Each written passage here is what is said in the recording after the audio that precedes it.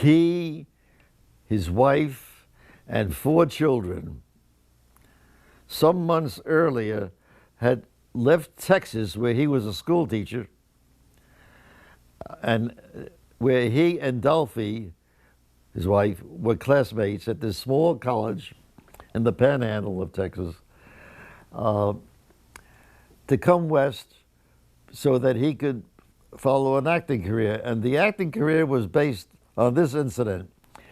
The senior class was at the college was doing a play,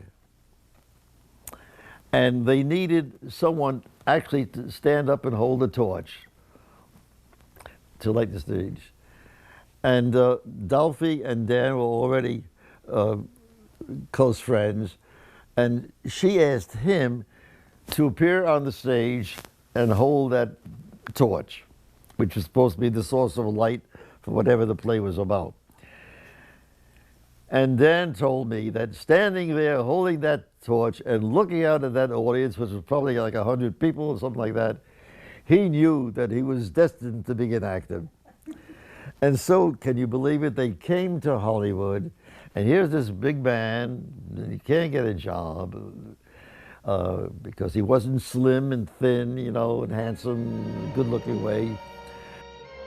And I said to him, look, Dan, I can't promise you anything, but I don't want you to go back to Texas. I would like you to stay in Los Angeles so I can give you another shot, another role. He doesn't want to take it.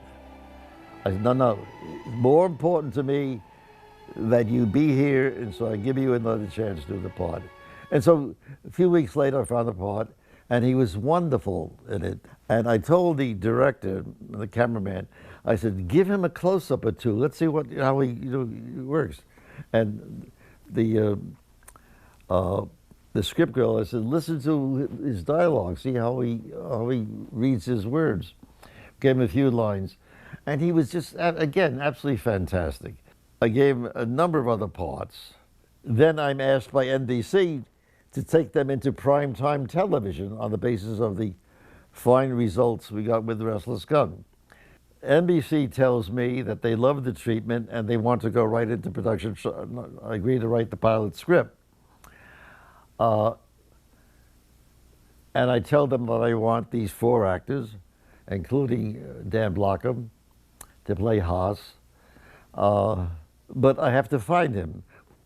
Well, by a strange, wonderful coincidence, he was the same lot, Republic, where I was shooting Restless Gun, and they had just announced a new series, Cimarron City, in which he would be cast.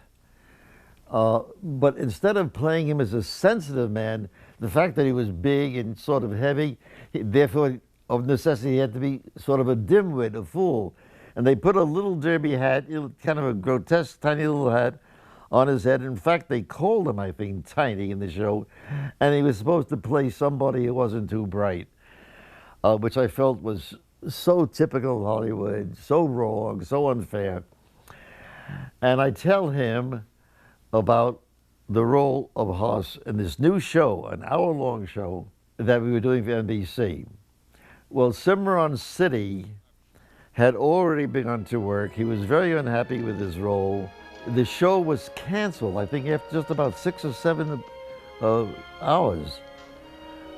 And so I meet Dan in on one of the studio streets, and he tells me that the show has been canceled, that he's a failure. He's going back to, he and Dolphy and the kids are going back to Texas.